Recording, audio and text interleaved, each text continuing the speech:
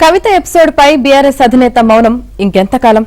గతంలో party line దాటిన నేతలపై వేటు వేసిన కేసీఆర్ కవిత వ్యవహారంలో ఎందుకు మౌనం వహిస్తున్నారు? తన మౌనంతో పార్టీ క్యాడర్ కు ఎలాంటి సంకేతాలిస్తున్నారు? సొంత బిడ్డపై ప్రేమ పార్టీకి నష్టం చేకూరుస్తుందా? ఇక అటు కవిత నెక్స్ట్ ప్లాన్ ఏంటి?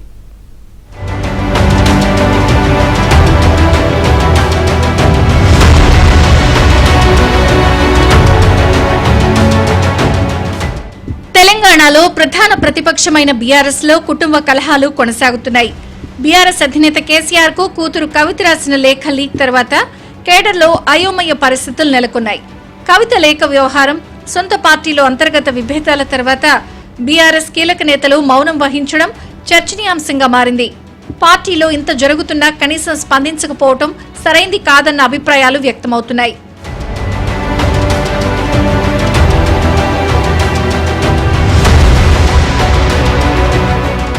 నిజానికి తమను ధిక్కరిస్తే కేసీఆర్ కు నచ్చదు. ఎవరైనా తనకు ఎదురు చెప్పడాన్ని కూడా సహించరు. కేసీఆర్ మైండ్ సెట్ తెలిసిన వాళ్ళెవ్వరూ ఆయనకు చెప్పే సాహసం చేయరు. గతంలో ఇలాంటి సాహసాలు చేసిన ఆలే నరేంద్ర, విజయశాంతి, ఈటల్ లాంటి నేతలపై సైతం కేసీఆర్ నిర్దాక్షిణ్యంగా వేటువేశారు. రాములు నాయక్, చంద్రశేఖర్, విజయరామారావు లాంటి ఉద్యమకారులను వదులుకోవటానికి సైతం వెనకాడలేదు. అయితే కూతురు కవిత విషయంలో మాత్రం కేసీఆర్ భిన్నంగా ఆలోచిస్తున్నారు. దీంతో కేసీఆర్ తీరుపై పార్టీ భిన్నాభిప్రాయాలు వ్యక్తమవుతున్నాయి. బయట వ్యక్తులపై ఒకలా, కుటుంబ సభ్యులపై మరోలా కేసీఆర్ వ్యవహారం ఉండటం సరైంది కాదంటూ బీఆర్ఎస్ సీనియర్ల మధ్య చర్చ జరుగుతోందట. కవిత ఎపిసోడ్ జరిగి నెల రోజులవుతున్నా క్యాడర్లో నెలకొన్న అనిశ్చితిని తొలగించే ప్రయత్నం కేసీఆర్ చేయటం లేదని తెలంగాణ భవన్లో గుసగుసలు వినిపిస్తున్నాయి. అయితే కవిత ఎపిసోడ్ను చల్లార్చడం కోసమే కేసీఆర్ మౌనం వహిస్తున్నారని బీఆర్ఎస్ వర్గాల సమాచారం. తాను మౌనంగా ఉండటమే కాదు, కవిత ఎపిసోడ్ పై ఎవరూ మాట్లాడొద్దని పార్టీ నేతలను కేసీఆర్ ఆదేశించారు. తద్వారా కవిత లేఖ వ్యవహారానికి ప్రాధాన్యత ఇవ్వద్దు అనేది కేసీఆర్ ఆలోచనగా ఉందట.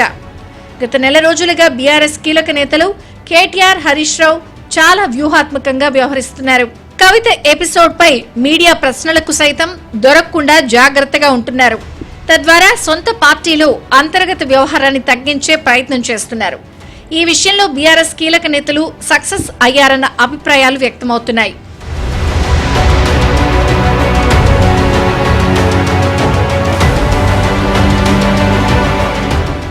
మరోవైపు కవిత తనదైన శైలిలో దూసుకెళ్తున్నారు. బీఆర్ఎస్ నాయకత్వం పట్టించుకోకపోయినా ప్రజా సమస్యలపై జాగృతి వేదికగా ప్రభుత్వాన్ని ప్రశ్నిస్తున్నారు. గతంలో కవిత జిల్లాల పర్యటనలకు, జాగృతి కార్యక్రమాల్లో బీఆర్ఎస్ నేతలు, క్యాడర్ పాల్గొనేవారు. అయితే తాజా పరిణామాల నేపథ్యంలో కవిత కార్యక్రమాల్లో పాల్గొనవద్దని బీఆర్ఎస్ క్యాడర్ కు అధినాయకత్వమే ఆదేశాలు జారీ చేసిందట. అయినప్పటికీ మొక్కవోని ధైర్యంతో జాగృతితో ప్రజల్లోకి వెళ్తున్నారు. పార్టీతో సంబంధం లేకుండా జాగృతిని మరింత బలోపేతం చేసే దిశగా అడుగులు వేస్తున్నారు. దీంతో బీఆర్ఎస్ లో భవిష్యత్తు పరిణామాలు ఎటు దారి తీస్తాయో అన్న చర్చ నడుస్తోంది.